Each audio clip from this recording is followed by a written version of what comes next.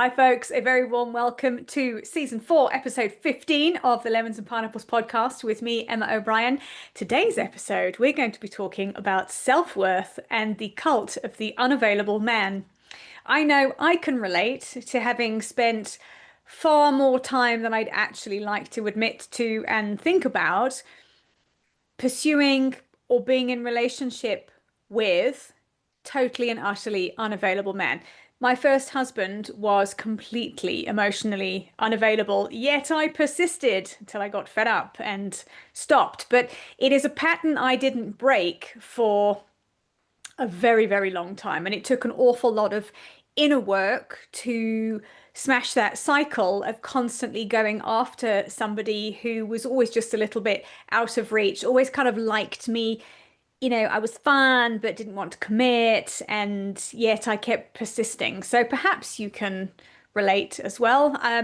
It's really unfortunate that I am making this episode because I know so many women of all ages. Unfortunately, this doesn't get better as you get older.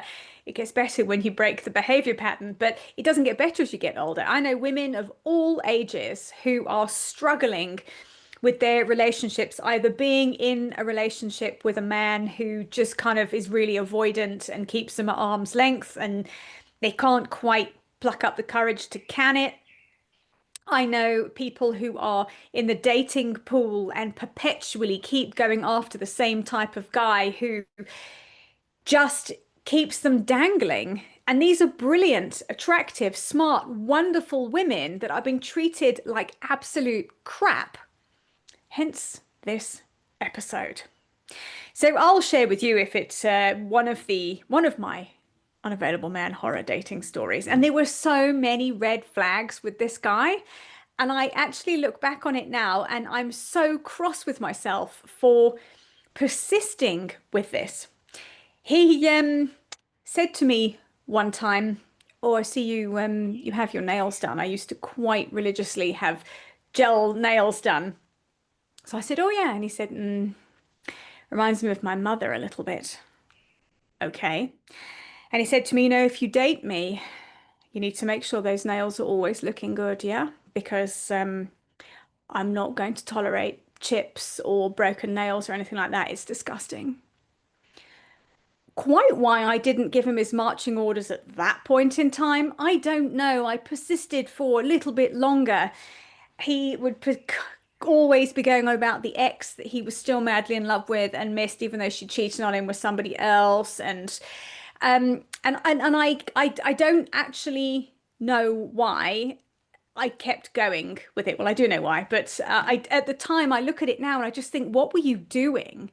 He was horrible to me, and he was one of quite a few who were just treated me like a convenience, really, and I allowed it.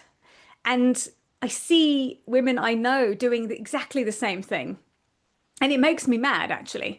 A lot of the women I coach are coming to me because they're wanting out of relationships with men who have literally, they've run round after for 20 years and then gone, hang on a minute, what am I doing? Why am I running round after this guy when he's just living his best life and I'm enabling it for him because he's completely emotionally unavailable? And it takes, I think you have to get to the point where you just don't want to do it anymore, for it to change. And I can remember just having a bit of a word with myself. And I sat one evening and I went, all of these guys are just, they treat me horribly. They don't want to commit.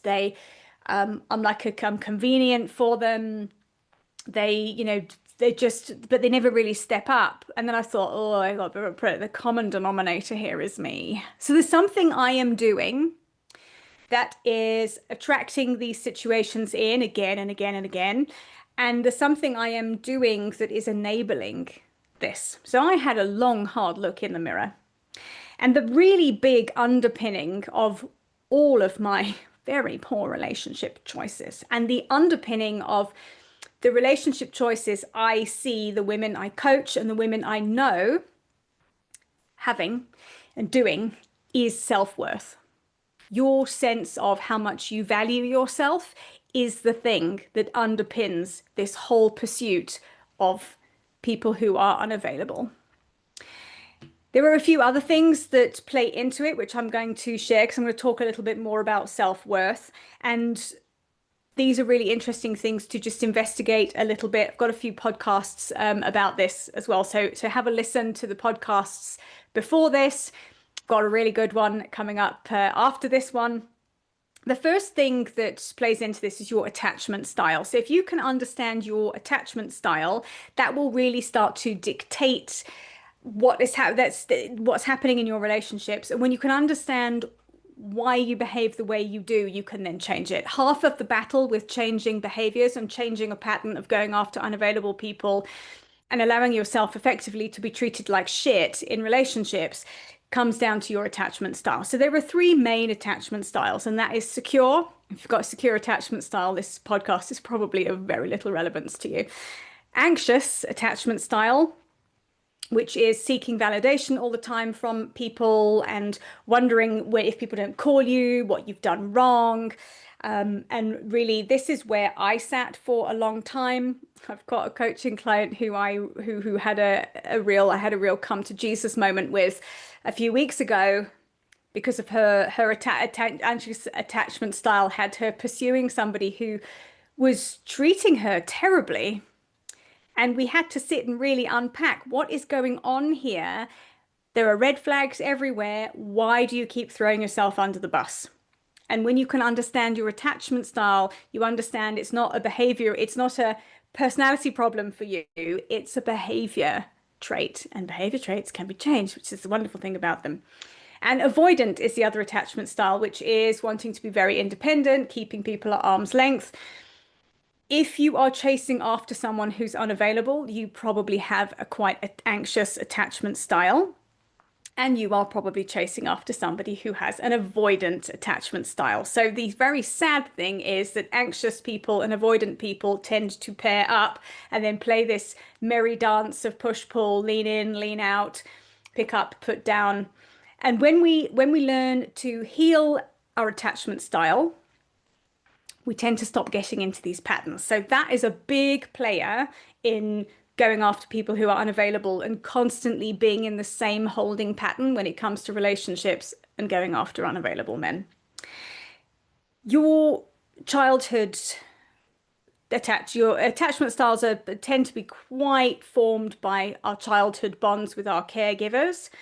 They also evolve over time as well with our life experience. So this is a beautiful thing, as they can be changed. But what was familiar for you in childhood will be what you seek out in adulthood. And because it was familiar, it doesn't mean it was good, it doesn't mean it was fulfilling.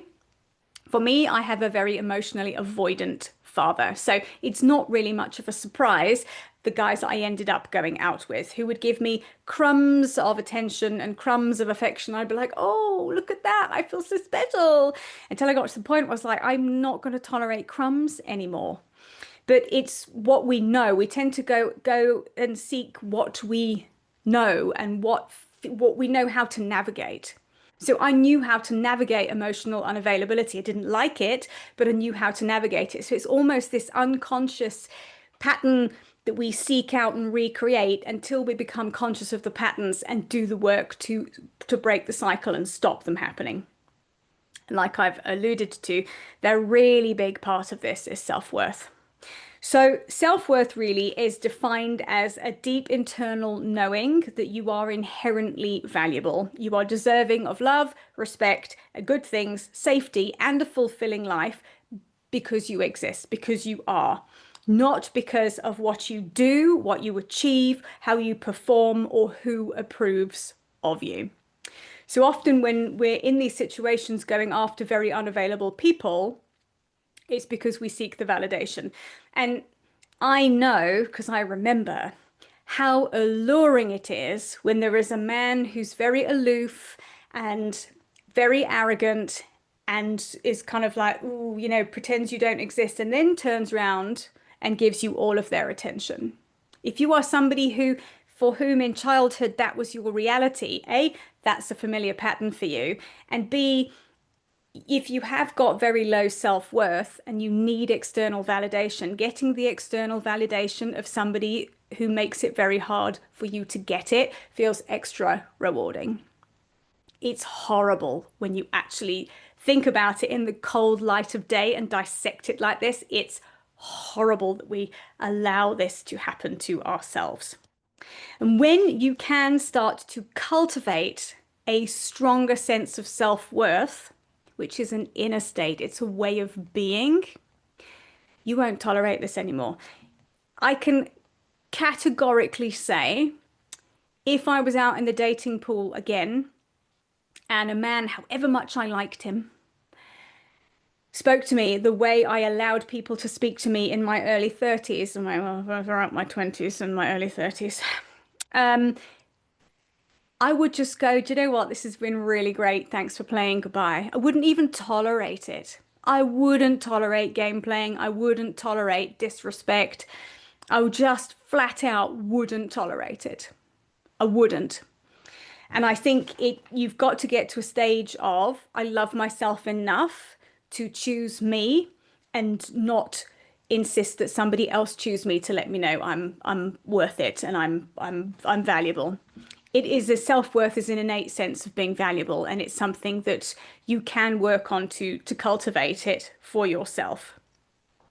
So self-worth, for anybody listening who's like, oh God, it looks like trusting your own needs and feelings and not allowing other people to trample over them, disregard them, disrespect them, and not shifting and shaping to keep somebody else happy at your own expense. Remember, if we're in relationship with somebody, yes, they might be choosing us, but we're also choosing them. It's really important to come from that standpoint. And that starts with being able to validate yourself enough that I'm okay whether this person chooses me or not. It's okay. Setting boundaries without having any sense of guilt whatsoever.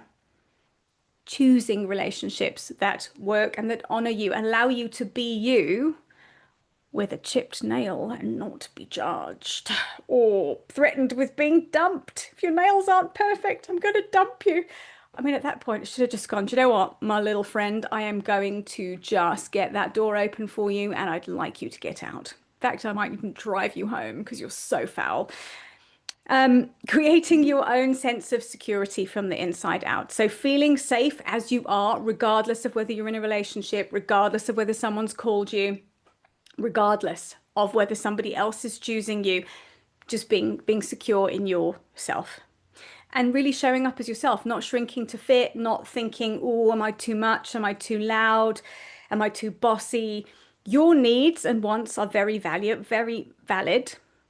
And it's important that you're able to voice them. And if you voice your needs and wants and somebody says, oh, you know, that's not acceptable, or you need to shut up, or I'm not going to do that, or if you want me to do that, I'm going to leave. Let them leave. Let them leave. You need to be able to be your authentic self. You know, a relationship is an opportunity for both partners to do work and work together. I'm not saying that, you know, if your bad behavior should be tolerated by other people, but you shouldn't be tolerating other people's bad behavior either. So let's have a look. What are the ways that you can start to really build that sense of self-worth? And this is a huge part of the coaching work I do. Get so fired up about this because it's just so amazing for me to see how when somebody comes to me to start off with coaching and they've got no confidence and they don't feel comfortable being themselves, they don't put themselves out there, they're constantly overthinking, to go from that to being very confidently themselves is an amazing transformation. And as women, we owe it to ourselves to be showing up as our full and authentic selves and to be allowing the people that for whom you are too much to just exit. Thanks. So, healing our dysfunctional relationship patterns, healing the need to go after unavailable men. How do we go about doing that? The first thing is to recognize you're in a pattern. Half of the battle with changing behaviors and changing patterns is to recognize you have one. So if you are in a relationship with someone and the same conversations come up, the same treatment comes up, and the same feelings come up for you, uncomfortable feelings there'll probably be, even though you can think you've chosen somebody totally different from your father, for instance, if you've had an emotionally unavailable father, because we tend to select people that are quite like our parents. If you can recognize it and go, ah, that's what I appear to have done, and this is not working for me. So you can recognize it, and then you can start to have a look at how could I change this. So it might be that you need to end the relationship because it's just not the thing for you, or it might be that there's work you can do within the relationship, depending on how your partner is. The other thing I found really useful, and it's something I like doing with clients, and it's a tool that I use for myself, is shamanic journey work to get a bit of an understanding of patterns, because sometimes we can recognize we've got a bit of a pattern running but not really know exactly where it comes from. So shamanic journey work's really useful, and ancestral work is really useful as well, which can happen in a shamanic space. Something I did recently, which was phenomenal, was family constellations. And amazingly, partly the inspiration for this is that 4 out of the 5 people doing constellations in that room were dealing with some theme of unavailable man. It is a, it is a real problem for women in the world. And it was very, very useful to do the ancestral healing work, to do the constellation work, for people to get an understanding of, oh, this is what's happening and showing up for me. This is how it keeps repeating. And this is what I need to do to be able to heal it and change it. Nervous system regulation is incredibly important. That is a means of calming your fight or flight response and being able to bring yourself back into a state of neutral, really, so you can operate from a calmer, more logical perspective. Often, if we're in a cycle of chasing someone who's unavailable, being in that kind of the desperate, frantic, unsettled uncomfortableness, to be able to just calm yourself enough to see the wood for the trees can be very, very useful. Making decisions from a stressed out space, sending messages when you're feeling very hyped up and stressed out, if you're very anxious, nothing good ever comes from that. So if you can get a handle on your nervous system response, you can get a handle on your behavior and start to change and break the patterns that you are in.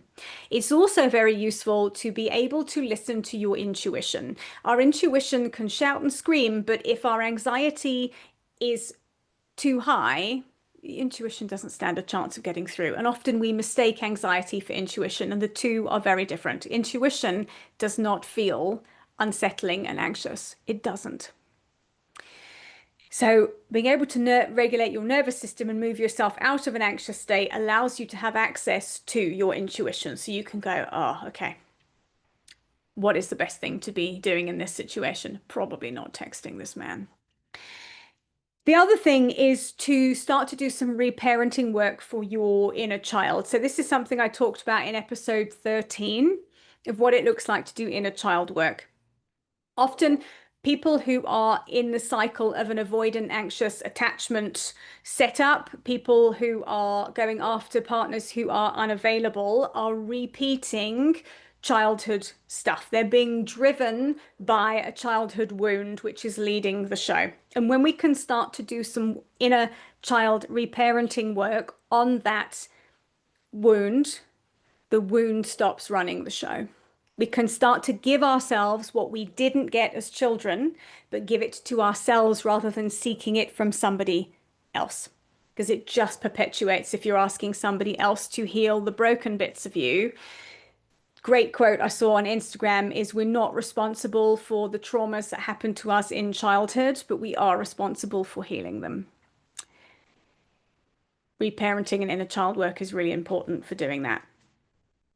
Understanding what it is you really want from a relationship and what it is you really want from a partner, and getting really, really clear on that and being really honest with yourself when you start dating somebody or you start seeing somebody new. Am I going to get that with this person? Are there red flags already? Not ignoring the red flags. We can't always get exactly what we want from a partner. There's always going to be some areas of compromise, but a relationship should be a place of safety, not a place of anxiety. It shouldn't be something that sets you on edge all the time, where you feel unsafe or you can't be yourself. Any of those things are massive, massive red flags. So get clear on what it is you want, and don't bend and shape yourself and think, ah, this person's really don't like the way they behave, but I think I can be okay with that. Somewhere along the line, you won't be okay with it, I promise. And don't tolerate poor treatment from people. This is the thing is if somebody treats you with disrespect, especially early on in a relationship, it isn't going to get better. So don't tolerate it. I think one of the things that can be a big driver for going after people who are unavailable and being in constant pursuit of relationship is loneliness. And I think it's really important to get a handle on, am I choosing this person because I like them? Am I choosing this person because I'm lonely? And is my loneliness blinding me to all of the red flags and all of the things that really aren't working here? And understanding your attachment style. So I shared in episode 14 about understanding attachment styles. And then next week's episode, I have a guest talking about anxious attachment as well, which is going to be so amazing, just to give you an understanding of what might be happening if you are running this avoidant, unavailable man cycle, because you could break it. And actually, you deserve better than, you know, somebody dangling a carrot in front of you and treating you like, you know, a bit of fun. You deserve more than that. Love yourself enough to not settle. And that starts with really the self-worth piece of, how do I build my own sense of inner safety and inner security and intuition and inner trust and self-belief? How do I create a sense of, I am valuable and whole and wonderful as me, and somebody would actually be lucky to have me, rather than I'd be lucky to have this person. It's a tiny reframe, but it's just so important. You might be waiting for someone to choose you, but you also get to choose somebody. Please always remember that. So if this has resonated, I would love to hear from you. You can pop me a message on Instagram. It's at Emma O'Brien Coach. Let me know about your unavailable man experiences. I could fill so many podcasts with so many stories about mine. And as I say, if I could go back to my younger self and have several come to Jesus moments with my younger self about my self-worth, and I would yeah, I have a lot to say about it, because I wasted an awful lot of time allowing myself to be disrespected and treated terribly, because that's all I thought I deserved, and I didn't really want to be on my own, and all of those things. So the more you work on yourself, the easier this gets. The more secure you are, the easier relationships get, because then you can pick somebody who's unsuitable. You can pick them out pretty quickly and just say, no, I don't think this is for me, because there are plenty more fish in the sea. On that cliche, I will see you next week. Thank you for joining me today. And of course, if this is work you'd like to explore a little bit more, you are welcome to book a free connection call with me. Let's talk about your self-worth. Let's talk about how this unavailable man story is playing out for you and what it's going to take to change it, so you can actually create and get the love that you really do deserve.